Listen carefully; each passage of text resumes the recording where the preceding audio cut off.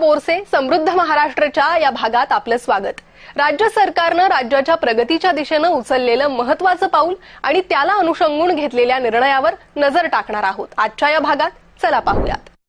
यंदाच्या खरीप हंगामात झालेल्या पीक नुकसानीपोटी पात्र विमा लाभार्थ्यांना 1219.78 कोटी रुपयांची भरपाई मंजूर झाली आहे।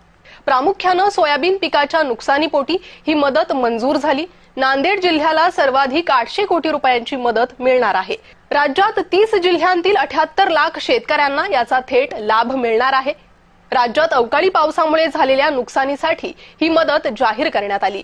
महसूल विभागाकडून मदतीसाठी पहिल्या टप्प्यात 53 कोटी 83 लाख रुपयांचे वितरण केले जाणार आहे।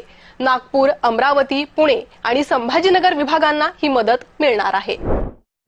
मुख्यमंत्री देवेंद्र फडणवीस यांच्या अध्यक्षतेखालील 13 एप्रिल 2026च्या मंत्रिमंडळ बैठकीत अनेक महत्त्वाचे निर्णय घेण्यात आलेत। यामध्ये एमपीएससी पदसंख्येत वाढ, आशा भोसले संगीत अकादमीची स्थापना आणि आरोग्य क्षेत्रासाठी 3708 कोटी रुपयांचा निधी मंजूर करणे या प्रमुख निर्णयांचा समावेश आहे। याशिवाय इतर महत्त्वपूर्ण निर्णयांवर नजर टाकणार आहोत। तर मंत्रिमंडळ बैठकीत हे महत्त्वाचे निर्णय झालेले आहेत, ज्यामध्ये शासकीय पदभरतीत सुधारणा करण्यात येणार आहे। महाजॉब्स पोर्टलद्वारे निपुण सेतू उपक्रम राबवला जाईल। कुळगाव बदलापुरातील क्रीडांगणाच्या आराखड्यात बदल करण्यात येणार आहेत। टाटा पॉवर कंपनीला 4 एकर जमीन देण्यात येणार आहे। मुंबईत कौशल्य विकास विद्यापीठ उभारण्यात येणार आहे। मच्छीमारांसाठी मूलभूत सोयी सुविधा नाबार्ड मार्फत उपलब्ध करण्यात येणार आहेत। मच्छीमारांसाठी सुमारे 62 कोटींच्या अंदाजपत्रकास मंजुरी देण्यात आली आहे। नारी शक्ती विचार मंच या सामाजिक संस्थेकडून नारी शक्ती महिला संमेलन आयोजित करण्यात आलं होतं। या संमेलनाला मुख्यमंत्री देवेंद्र फडणवीस हे देखील उपस्थित होते। विशेष म्हणजे या कार्यक्रमासाठी बॉलिवूडची दिग्गज अभिनेत्री रवीना टंडन आणि मराठमोळ्या अभिनेत्री प्राजक्ता माळी यांनी देखील हजेरी लावली होती। या दोन्ही अभिनेत्रींनी नारी शक्ती वंदन विधेयकाचं कौतुक केलं। फॅशन डिझायनर अर्चना कोचर या देखील संमेलनाला उपस्थित होत्या। जिल्हाधिकारी कार्यालय आणि नाम फाउंडेशन यांच्या संयुक्त विद्यमानं कोयना धरणातील गाळ काढण्याचा कार्यक्रम नुकताच हाती घेण्यात आला। याचा शुभारंभ दरे तालुका महाबळेश्वर येथे उपमुख्यमंत्री शिंदे यांच्या हस्ते पार पडलाय। गाळमुक्त धरण गाळयुक्त शिवार ही योजना शेतकऱ्यांसह धरण क्षेत्रातील लाभार्थ्यांना खूप उपयोगी आहे। या योजनेची व्याप्ती राज्यात वाढणार असल्याचं उपमुख्यमंत्री एकनाथ शिंदे यांनी घोषित केलंय। महात्मा ज्योतिबा फुले यांच्या द्विशताब्दी जयंती वर्षानिमित्त त्यांचे मूळ गाव खानवाडी तालुका पुरंदर येथे पुणे जिल्हा परिषदेकडून उभारण्यात आलेल्या ज्योती सावित्री जिल्हा परिषद शाळेचे उद्घाटन मुख्यमंत्री देवेंद्र फडणवीस यांच्या हस्ते करण्यात आले। पंतप्रधान नरेंद्र मोदी यांनी महिलांना लोकसभा आणि विधानसभेत 33% आरक्षण देण्याचा घेतलेला निर्णय महात्मा ज्योतिबा फुले यांच्या स्त्री शिक्षण आणि महिला सक्षमीकरणाच्या विचारांना अनुरूप असून त्यांना खरी आदरांजली असल्याचं मुख्यमंत्री म्हणाले। येत्या 1 मे पासून मराठी भाषेचं ज्ञान आवश्यक असल्याचं परिवहन मंत्री प्रताप सरनाईक यांनी स्पष्ट केलं। याबाबत मोटार परिवहन विभागाच्या 59 प्रादेशिक आणि उपप्रादेशिक कार्यालयांमार्फत परवाना तपासणी मोहीम राबवण्यात येणार आहे।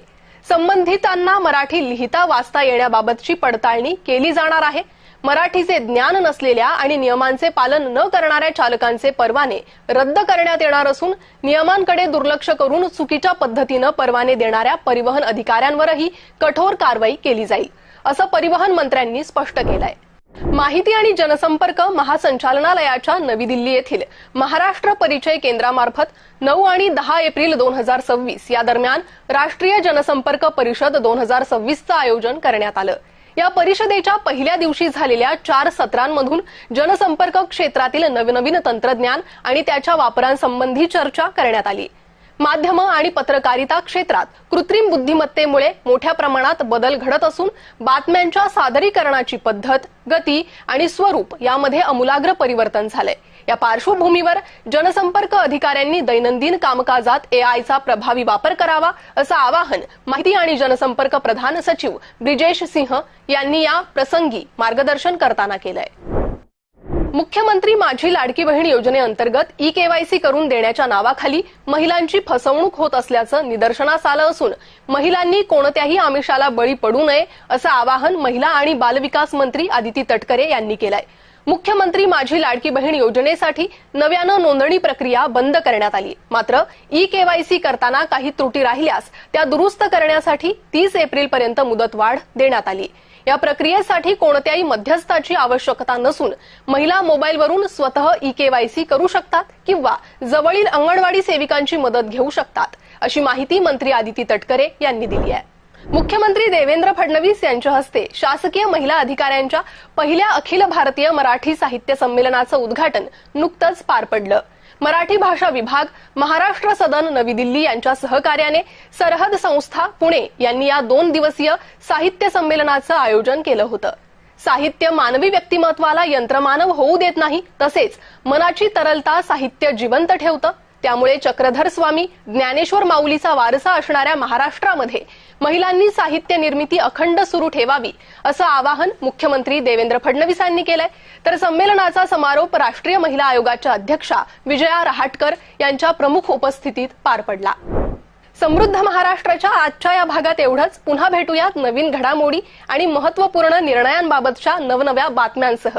तूर्त इतकंच.